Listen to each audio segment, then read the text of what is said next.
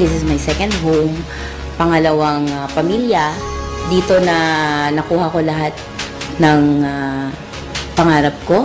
Sobrang masaya ako kasi ang laki ng naidulot sa pamilya namin, financially actually. And I'm so proud to be a part of Royal second anniversary, and I am looking forward to spending the rest of my, I think, 50 years with Royal.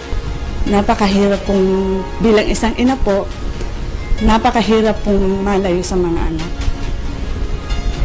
Kaya nag-decide po akong bumalik dito. Pag kumakain kami, medyo emotional din para sa akin kasi hindi ako marunong magluto na gano'n, init ang kaya magbigay ng isang nanay lang. Yung nanay nila, libong kilometro po ang layo. Hindi po ako nagsisisi sa pagbalik po dito sa Pilipinas dahil very successful naman po kami sa Royal. We are proud to be Royal. Yes. Hello! It's been 2 years. Happy second year anniversary, Royal Business Club. Don't forget, Fit and Trim. Only here at Royal Business Club.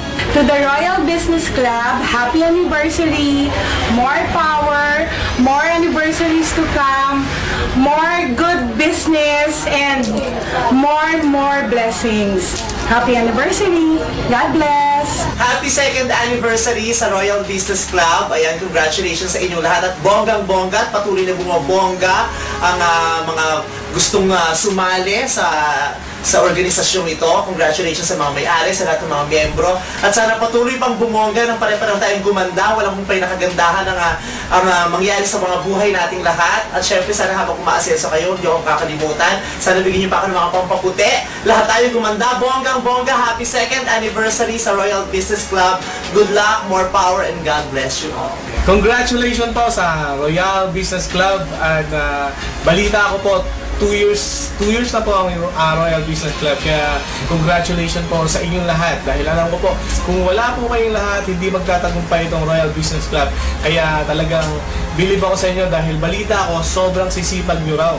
Kaya ipagpatuloy nyo pa yan para syempre, pag-unlad ng Royal Business Club at marami pang tao may inganyo dahil alam nila na tagumpay ang Royal Business Club. Kaya siguro darating ang panahon, ang araw, na lahat ng tao ay sasakay sa Royal Business Club. Kaya masasabi ko lang, sasakyan kita. Kaya Royal Business Club, happy second year anniversary. Mabuhay kayo lahat.